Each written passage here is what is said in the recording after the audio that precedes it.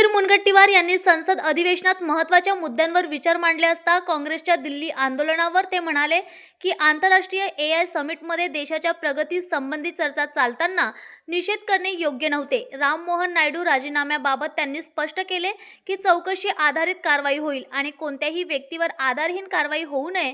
भिवंडी महापौराबाबत त्यांनी काँग्रेसवर टीका केली असता ते म्हटले की 24 कॅरेट भाजपच महापौर, काँग्रेस कार्यकर्त्यांनी मंदिरात जाऊन फक्त बेल वाजवायचे।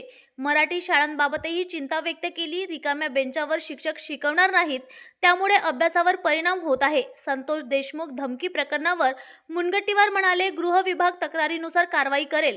वाघ हल्ल्यांवर बोलताना ते म्हणाले की मानव वन्यजीव संघर्ष थांबवणे आवश्यक आहे आणि AIचा वापर योग्य पद्धतीने करावा।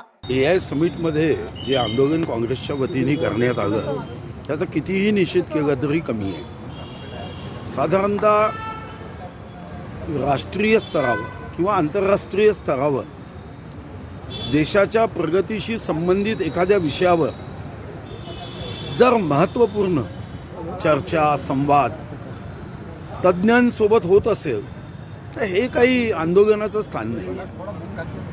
AI समिटमध्ये जाऊन आंदोलन करायचं, आपला देश जगामध्ये या क्षेत्रामध्ये इन्व्हेन्शन-इनोव्हेशनमध्ये पुढे जावा हा भाव घेऊन माननीय विश्वगौरव युगपुरुष नरेंद्र मोदीजी काम करत असताना याला नाक कापून अपशकून करण्याचा प्रयत्न ही मन तंतोतंत फिट होते।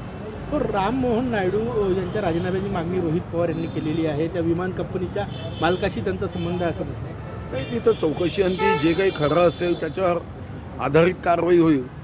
शेवटी आरोपी कोण आहे, काय गुन्हा झाला आहे, त्याच्यामध्ये काही षडयंत्र आहे का, हे तर तपासाअंती जेव्हा निष्कर्ष येतील त्यावर आधारित कारवाई होईल।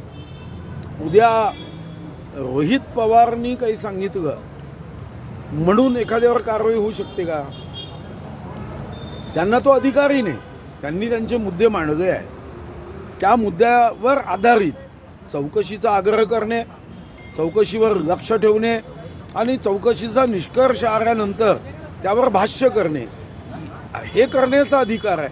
पण एखाद्याला तुम्हीच ठरवाल, आरोपही तुमचा, तुम्हीच वकील, तुम्हीच न्यायाधीश असं होत नाही।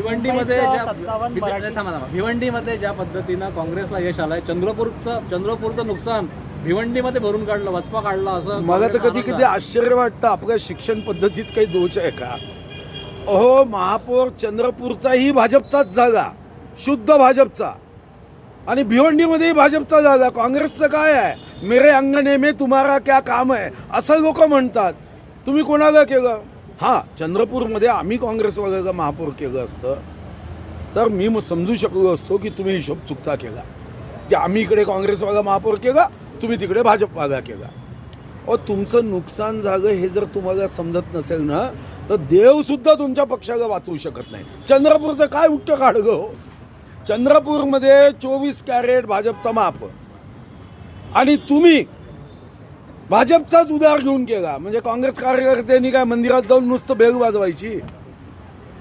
मुंबईत 57 मराठी शाळा हे बंद पडण्याच्या वाटेवर आहे। नाही, बंद पडायच्या वाटेवर आहे म्हणजे मला माहिती नाही। आता विद्यार्थीच गेले नाही तर मग शाळेत फक्त मास्तर रिकाम्या बेंचेसला तर शिकवणार नाही ना। कशामुळे बंद आहे याचा अभ्यास केला पाहिजे। देशमुखांनी एक मोठा दावा केलेला आहे, त्यांना आरोपीकडून जे ते जीवे मारण्याचा धोका असल्याचा दावा त्यांनी केलेला आहे। जे कृष्णा आंधळे आरोपी आहे फरार देशमुख प्रकरणातले, ते 3 वेळा गावी देखील जाऊन आले, त्याच्याबद्दल माननीय मुख्यमंत्री चौकशी करतील, ते गृहमंत्री आहे।